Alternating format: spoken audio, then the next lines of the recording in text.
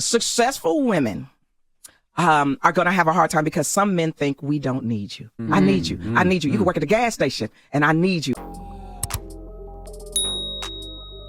What's up, guys? It's your girl Rivah, and I'm back again with another video.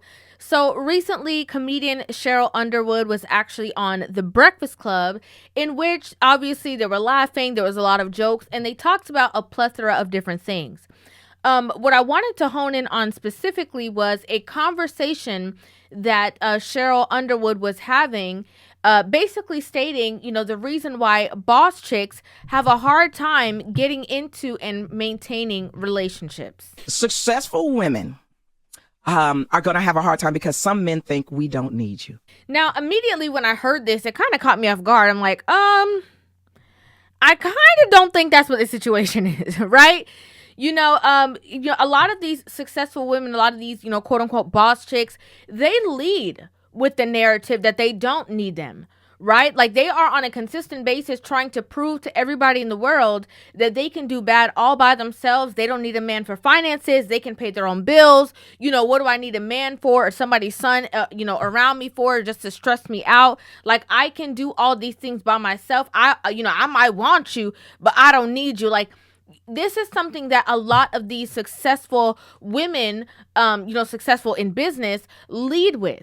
And so for men to, be around other successful women who they might possibly be interested in, it is not a far-fetched thing for these men to then kind of be taken aback. Like, I don't know, because I don't want to deal with, you the boss at the job, so you going to come home and boss me around. I don't want to deal with you telling me all this stuff that I can't add to your life. So it's extremely reasonable.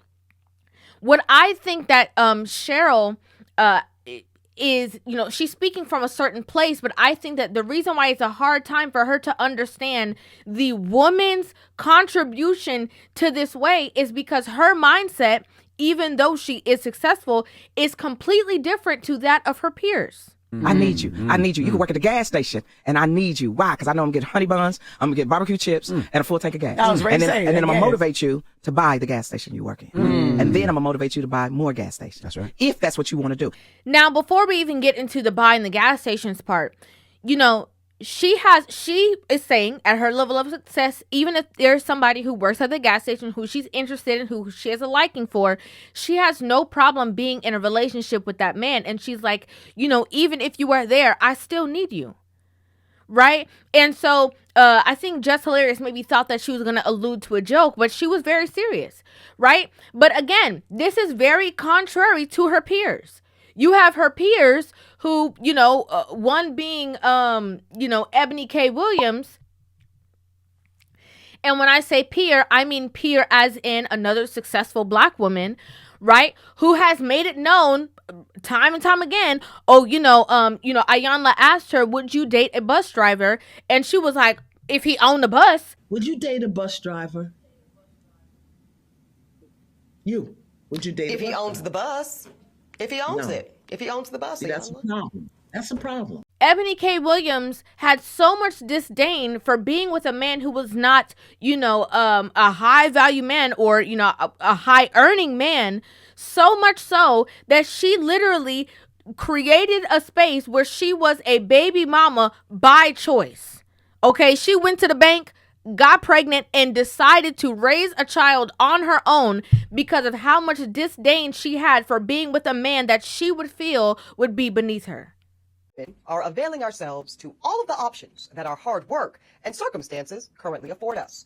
And that means that single motherhood by choice is going to be an option that more and more black women consider and even exercise. Think about that. Here you have Sheryl Underwood who's talking like, even if you work there, I still need you. And not only do I need you, I'm also going to be there and be your helpmate, be your motivator for if you want to do more than that. Right? And so one thing that I wanted to mention is that, yes, you can be a successful woman, but I think that there's so much emphasis on, this man has to be in a certain space. One thing that I do like that she mentioned, which a lot of women do never talk about, is the fact that she was like, you know what? And that's if you want to do that. If you don't want to do that, I'm cool either way. you cool working at the gas station, I'll make sure your shirt is fresh and ironed. Nate, because your real name is Nathaniel. I'm gonna make sure, but I always say Nate on the shirt. I'll make sure your shirt is ready. Give me some sugar. Now go work at the gas station. I'm gonna scoop around, get me a tank of gas. I need that 91 octane. And I'll see you later. I thought that was very important that she mentioned that, because so many times there are women who get into relationships with men and they are trying to change that man's life. Right? That man never told you he wanted to own no gas station. He never told you he wanted any different position. He is completely happy and satisfied with the life that he is living. He's very comfortable.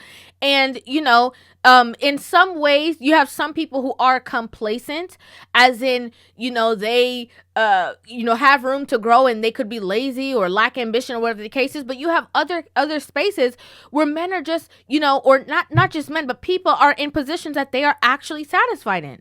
I would date a bus driver if he loved driving the bus, if he was a man of integrity, if he was good to his mama, if he treated me well.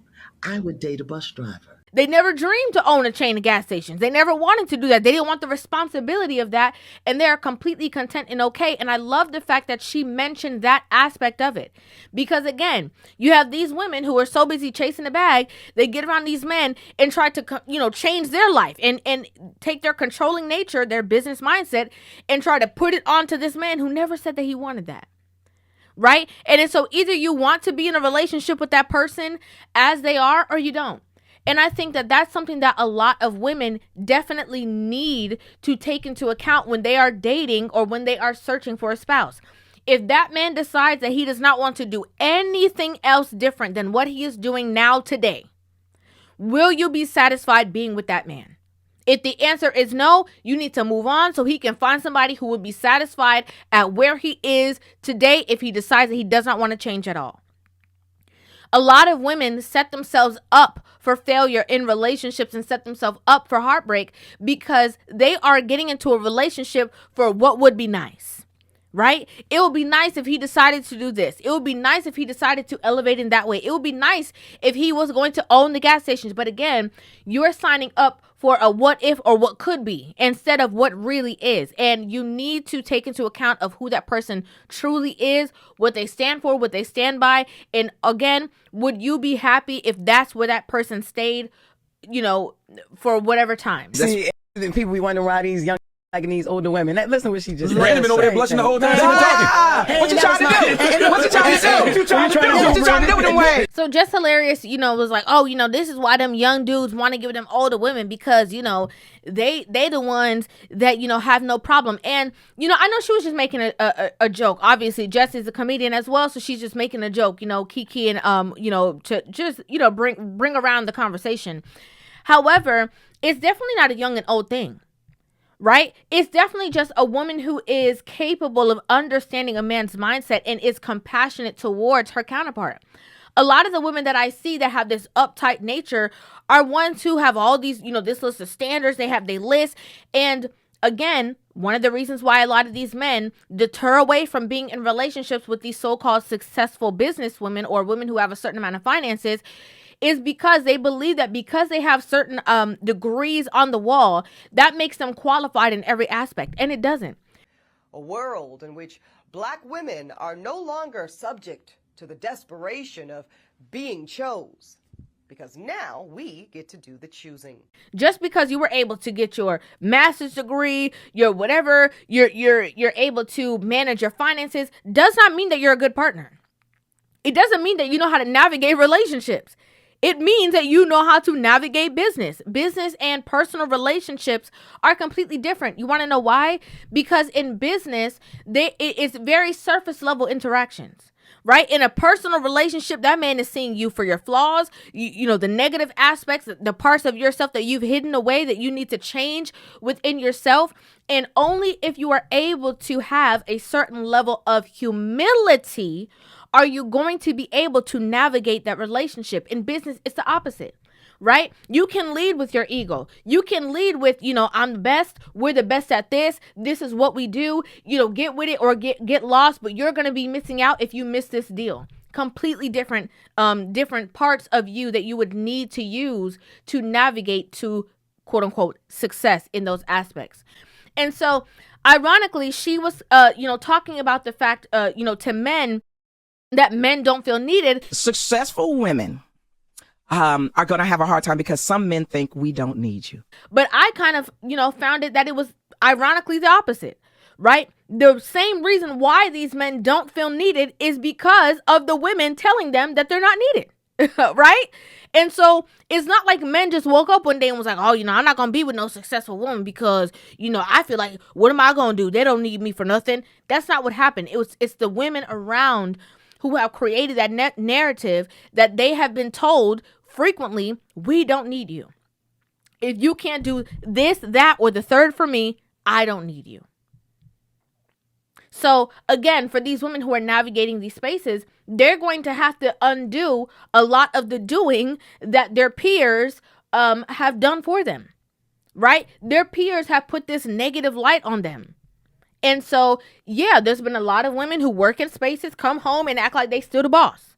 Act like they still talking to an employee and not their man. So they're going to have to do a lot of convincing. Okay? I'm just going to keep it real. This is why a man would rather go, get a girl who works at McDonald's than a girl who owns a corporation because he don't want nobody talking to him crazy. Sad to say it, but it's true.